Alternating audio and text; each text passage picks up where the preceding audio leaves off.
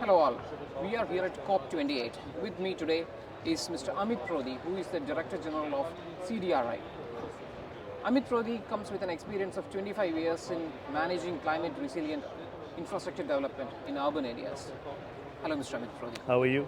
I am doing well. So at COP28, even now, while we have the loss and damage fund, still people are a bit confused about adaptation and mitigation, and your work focuses on adaptation. Yeah. Can you please explain what is it? Sure. So mitigation is trying to reduce carbons in the atmosphere.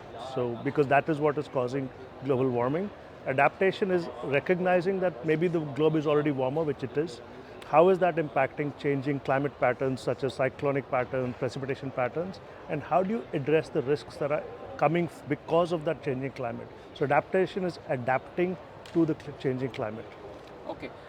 As you are the Director General of CDRI, explain the expansion of CDRI first. It's the Coalition for Disaster Resilient Infrastructure. Yeah. And what work CDRI is doing in accessing these adaptation measures?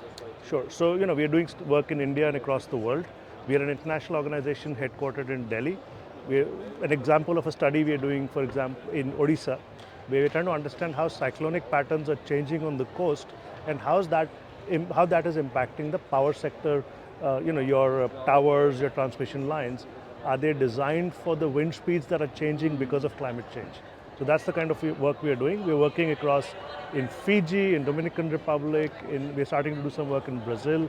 So because we are a coalition of international, about 37 countries at this point, we're working across quite a few countries in the world.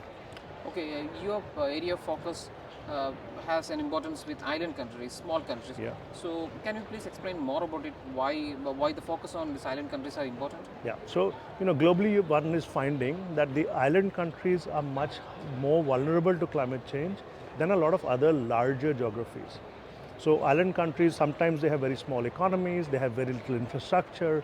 So one cyclone or one flood or sea level rise impacts them much more than it impacts other countries.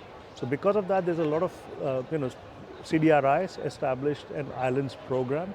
So we are actually helping now 13 island countries starting to think about how to build coastal resilience, early warning system, etc., to make their infrastructure more resilient to the changes because of climate change.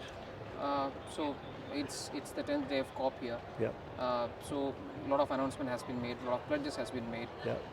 The adaptation fund is getting refilled. So are you satisfied with the measures, the global climate finance measures, and what brings you to the COP? Sure. I think satisfaction is a very relative term, so I won't answer that question. One can never be satisfied.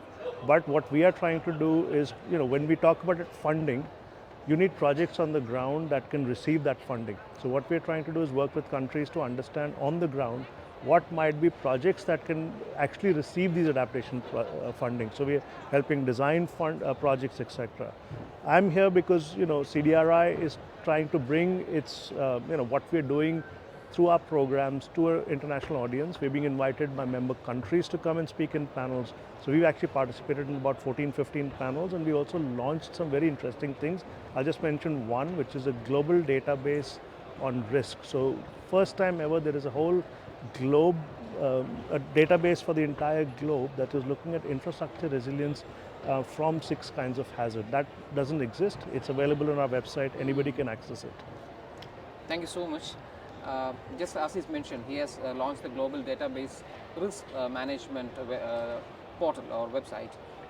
India has also launched something like that called the Green Credit Initiative, where we have the database of the initiatives that is taken on the green credit mechanism that was launched by our Prime Minister on the second day of COP. With that, thank you so much for your time. Thank you so much.